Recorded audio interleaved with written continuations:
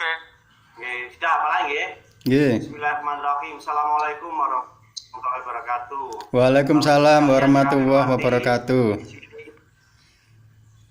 Ini kami akan menyampaikan proses penyusunan kurikulum operasional satuan pendidikan, khususnya di SMK Pusat Keunggulan. Di dalam penyusunan kurikulum operasional satuan pendidikan, maka kita harus tahu dahulu tujuan pendidikan nasional. Nah, di samping mengetahui tujuan pendidikan nasional, yang pertama adalah bahwa kerangka dasar kurikulum yang ditetapkan oleh pemerintah pusat itu harus kita pahami dengan betul, ya. Jadi kerangkanya saja yang ditentukan oleh pusat. Nah, yang pertama yaitu adalah tujuan pendidikan nasional. Di dalam tujuan pendidikan nasional ini dijabarkan melalui profil pelajar Pancasila, di mana profil pelajar Pancasila ini terdiri dari satu, beriman, bertakwa kepada Tuhan Yang Maha Esa dan berakhlak mulia. Yang kedua, berkebinekaan global, jadi secara global. Yang ketiga, bergotong royong. Yang keempat, mandiri. 5, bernalar kritis. Dan yang keenam adalah kreatif. Itu harapan bangsa Indonesia, siswa-siswa yang lulus nanti, seperti yang disampaikan oleh tujuan pendidikan nasional, yaitu berupa profil pelajar Pancasila. Demikian juga satuan pendidikan harus paham dan mengerti tentang standar nasional pendidikan. Ini sebagai struktur kurikulum di dalam pencapaian pembelajaran. Untuk menuju ke sana itu, maka sekolahan harus membuat visi dan misinya. Visi dan misinya di sini harus berdasarkan karakteristik dari satuan pendidikan, karakteristik dari siswa peserta didik, karakteristik dari program keahlian. Kalau jurusan otomotif, ya karakteristik otomotif. Kalau jurusan tata busana, karakteristik di tata busana. Ini yang paling penting. Yang berikutnya adalah harus bisa merumuskan tujuan daripada program keahlian. Maka dari itu di dalam tujuan kurikulum ini ada dua. Satu, tujuan untuk satuan pendidikan. Yang kedua adalah tujuan di dalam program keahlian sesuai dengan profilnya sekolahan masing-masing. Setelah itu barulah kita menentukan pengorganisasian pembelajaran. Pengorganisasian pembelajaran ini terdiri dari salah satunya adalah berapa waktu yang digunakan untuk pembelajaran anak. Proses pembelajarannya dibuat sistem blok atau reguler. Demikian juga untuk anak-anak yang PKL diletakkan pada semester berapa? Semester 5 atau pada semester 6. Kalau diletakkan pada semester akhir, berarti anak-anak tersebut harus sudah dapat diuji kompetensi. Itulah yang namanya pengorganisasian pembelajaran. Sehingga pengorganisasian pembelajaran itu adalah rencana pembelajaran sekolah satuan pendidikan itu selama 1 tahun. Syukur kalau bisa 2 dan 3 tahun.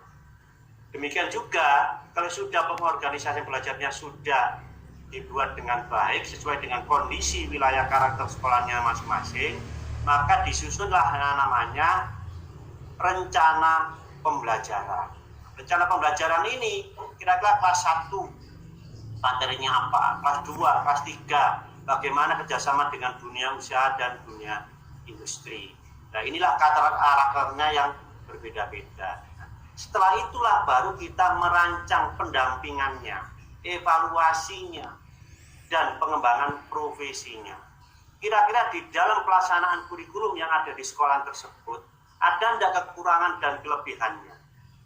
Misalnya di dalam proses pembelajaran dan perencanaan pembelajaran serta pengorganisasian pembelajarannya, di situ ada kekurangan dan kelebihannya, maka kita catat, kita analisis apa kekurangannya dari Bapak Ibu guru.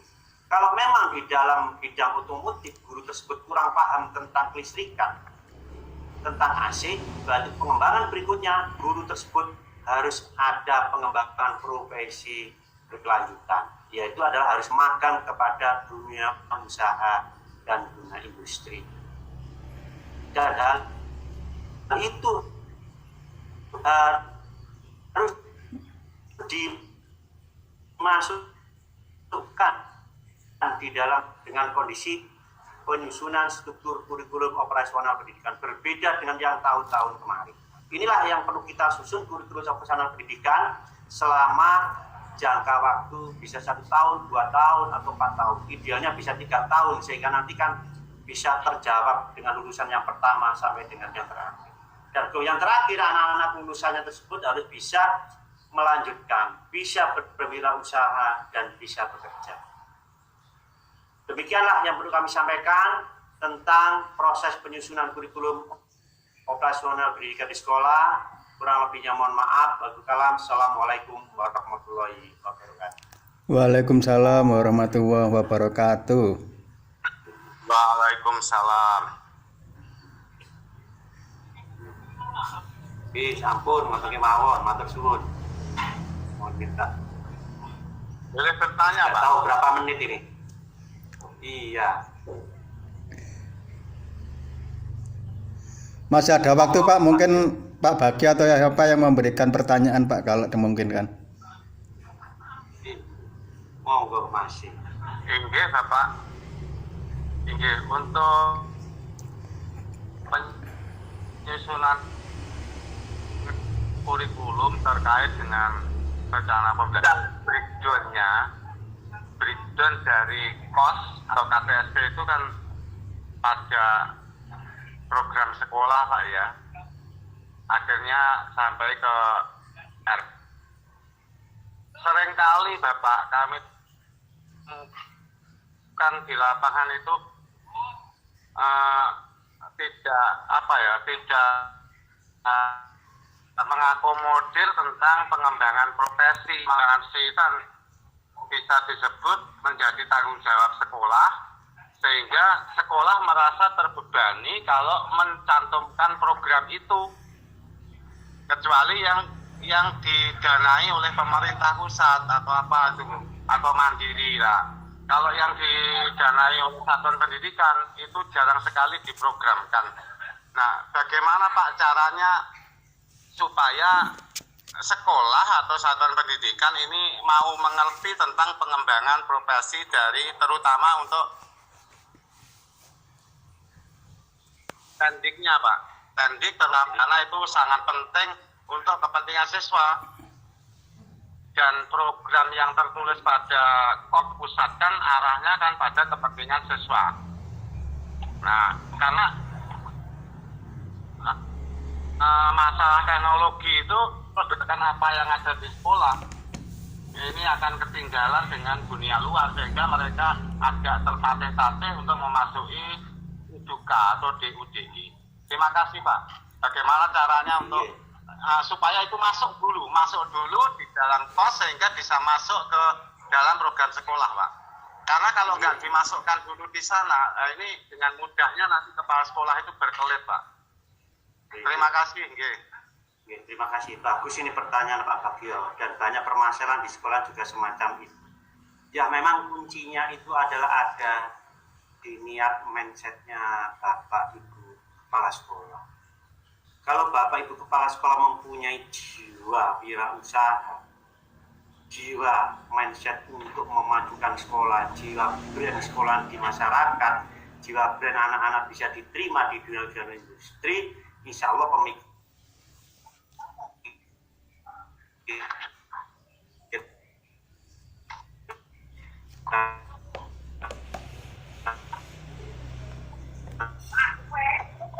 itu bisa masuk. Nah, bagaimana John, rembuk, ukur dan sebagainya, kita ajak jalan-jalan ke industri. Bukan sekedar jalan-jalan saja, tetapi bagaimana cara mengelola sistem manajemen di industri. Karena tidak semua sekolah mempunyai mindset wawasan semacam itu. Barulah dari situ nanti kita analisis. Kalau kepala sekolahnya mempunyai greget jiwa entrepreneurnya bagus dan ingin memajukan brand sekolah, barulah kita masukkan program itu. Jadi kita garap mindsetnya kepala sekolah dulu, gitu ya. Iya. Kalau kepala sekolah sudah tahu, diskusi dengan tim manajemen, industri sebagainya, barulah nanti kita ajak ngomong-ngomong lagi, Pak, ini ada kebutuhan guru, kurang kompetensinya ini sebagainya. Nah itu kita masukkan di dalam RKS melalui peta mutu pendidikan atau di SMK dikatakan APM. Nah, begitu. Karena terus terang aja di sekolah itu banyak teorinya Pak, mohon maaf, tapi prakteknya tidak. Karena pengalaman kami secara pribadi, mohon maaf sebagai kepala sekolah, itu ada bantuan dari pemerintah pusat, terus terang aja 100 juta untuk wirausaha, 150 juta, 2-3 tahun ya habis, nggak kembali Pak. Nah, setelah saya tidak jadi kepala sekolah, coba usaha apa sih, kenapa teman-teman itu udah bisa terwujud bisnisnya itu lah. Coba kita turun sendiri, itu karena apa? Kuncinya di mindset pribadi. Insya Allah di situ barangkali jalan keluarnya itu, dan memang agak sulit, mudah-mudahan bisa. Itu saya kira Pak. Iya, bagaimana Pak kalau itu diawali dari apa ya, peran aktif dari pengawas sekolah? Karena selama ini Bapak, tanda petik ojo omong-omong, itu seringkali dalam penyusunan RKAS itu pengawas itu jarang dilibatkan, sehingga tidak tahu apa yang terjadi di sana. Kalau kita bisa memulai bahwa kehadiran pengawas itu penting di sana, maka kita bisa mengawal untuk dari kegiatan mentoring dan coaching itu Pak. Jadi kalau kita masuk di area pada saat pembuatan KTSP atau KOS, kemudian masuk di area dalam penyusunan RKAS, mungkin ini nanti akan lebih terkendali Pak. Ya, apa ya, kita kan masukkan putus ya Pak. Yang baik untuk sekolah. Karena yang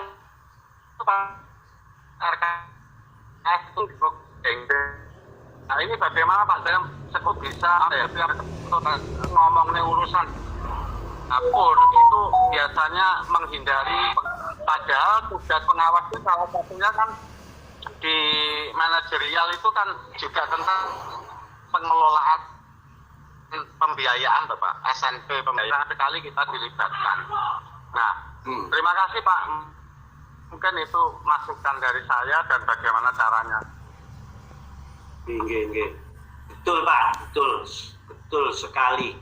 Jadi sebagai seorang pengawas memang harus mendekat, memotivasi para kepala sekolah, sehingga nanti kalau mindset hatinya kepala sekolah sudah kena, insya Allah pengawas itu dibutuhkan sekali waktu. Contoh Pak sederhana, kami membina SMK di Ponorogo Tumpak, dari kepala sekolah lama ganti kepala sekolah baru. Nah, dari kepala sekolah baru inilah mindsetnya dia kita cetak. Kamu sebagai seorang kepala sekolah, karena di SMK harus mempunyai jiwa wirausaha dulu. Teorinya bagaimana? Nggak usah teori, langsung jalan saja. Nanti kalau ada kesulitan dan lain sebagainya, kita hadapi di tengah jalan. Nggak usah teori, daki-daki A, B, C, D, nggak bisa Pak. Jadi orang bisnis itu tidak mikir masalah teori. Yang penting itu kita jalan, di dalam jalanan itulah ada hambatan, rintangan dan lain sebagainya, kita atasi di tengah jalan. Sehingga sekarang kepala sekolah tersebut adalah mempunyai jiwa usaha jualan bearing mobil ke pabrik-pabrik. Demikian juga menciptakan mindset Bapak Ibu guru untuk berbisnis, entah itu bisnis tentang beras dan sebagainya, itu dulu, menciptakan itu dulu. Nah, barulah di situ nanti kita ajak ke keliling dan sebagainya, ke pabrik lah, muncullah ide-ide semacam itu. Jadi tidak mudah Pak, dan semacam itu. Kuncinya di kepribadian kepala sekolah. Saya kira itu mungkin menjadi bagus sekali dari Pak Bagil. Terima kasih Pak pencerahannya, sangat bermanfaat untuk menambah wawasan kami untuk kehadiran kita itu memang betul-betul bisa memberikan bantuan profesional kepada sekolah binaan. Terima kasih, selamat berjuang. Sami-sami, mudah-mudahan bahagia semuanya untuk pengawas semuanya. Gitu Pak, matur suwun, sudah nggih? Kita tutup dengan sesi ini dengan bacaan Alhamdulillahirabbil alamin. Wassalamualaikum warahmatullahi wabarakatuh. Waalaikumsalam warahmatullahi wabarakatuh. Salam, jaga kesehatan Bapak. Siap. Waalaikumsalam. Putus-putus Pak Bagio.